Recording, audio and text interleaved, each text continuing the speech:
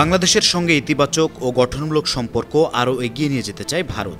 শুধু তাই নয়, গণতান্ত্রিক, অন্তর্ভুক্তিমূলক এবং সমৃদ্ধির বাংলাদেশের পাশে দিল্লি সবসময় থাকবে বলেও জানিয়েছে দেশটি। বাংলাদেশের ট্রান্সশিপমেন্ট বাতিলে দেশটির বাণিজ্যে কোনো রকম প্রভাব পড়বে না বলেও স্পষ্ট করেছেন। পাশাপাশি বাংলাদেশ পাকিস্তানের পররাষ্ট্র সচিব পর্যায়ের FOC বৈঠকের বিষয়টি ভালোভাবেই অবগত বলে জানিয়েছে দিল্লি।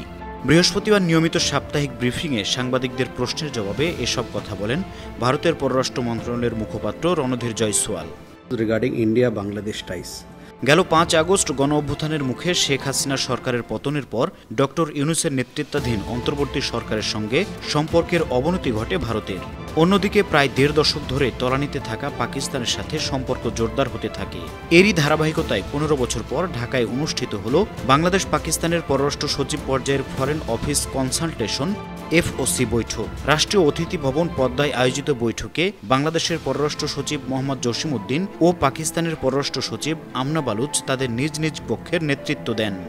বৃহস্পতিবার ভারতের পররাষ্ট্র মন্ত্রণালয়ের প্রেস ব্রিফিংয়ে মুখপাত্র রণধীর জয়সওয়ালের কাছে এক সাংবাদিক জানতে চান, প্রায় ১৫ বছর পর এই বৈঠক হলো।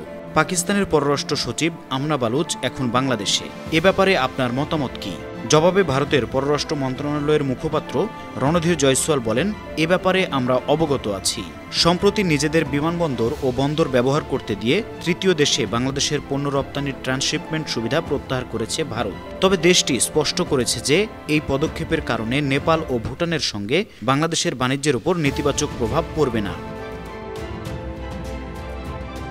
ট্রান্সশিপমেন্ট বাতিলের পর বাংলাদেশ ভারত অর্থনৈতিক সম্পর্ক নিয়ে এক সাংবাদিকের প্রশ্নের জবাবে ভারতীয় পররাষ্ট্র মন্ত্রণালয়ের মুখপাত্র বলেন, several times we have said that, and this was repeated. এ নিয়ে আমরা অনেকবার বলেছি, আগেও বেশ কয়েকবার বলা হয়েছে। এমনকি বাংলাদেশের প্রধান উপদেষ্টা ডক্টর মোহাম্মদ ইউনূসের সঙ্গে ভারতের প্রধানমন্ত্রী নরেন্দ্র মোদীর বৈঠকের সময়ও ব্যাপারটি স্পষ্ট করা হয়েছে। আমরা বলেছি, বাংলাদেশের সঙ্গে ইতিবাচক ও গঠনমূলক সম্পর্ক আরও এগিয়ে নিয়ে যেতে চায় ভারত। একটি গণতান্ত্রিক, অন্তর্ভুক্তিমূলক ও সমৃদ্ধির বাংলাদেশের পাশে আমরা সবসময় রয়েছি। ২০২০ সাল থেকে ৫ বছর ধরে বাংলাদেশকে তৃতীয় দেশে পণ্য রপ্তানির জন্য এই ট্রান্সশিপমেন্ট সুবিধা দেওয়া হচ্ছিল।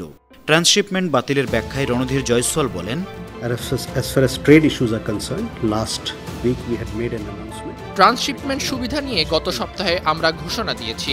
আমাদের বন্দর ও বিমানবন্দরগুলোতে জট লেগে যাওয়ার কারণে এই সিদ্ধান্ত নিতে হয়েছে। তবে আমি আপনাদের মনে করিয়ে দিতে চাই, আমাদের নতুন এ সিদ্ধান্ত ঘোষণার আগে বাংলাদেশের উন্নয়নে ভারত কতটুকু এগিয়েছে সেই ইস্যুতে নজর দিন।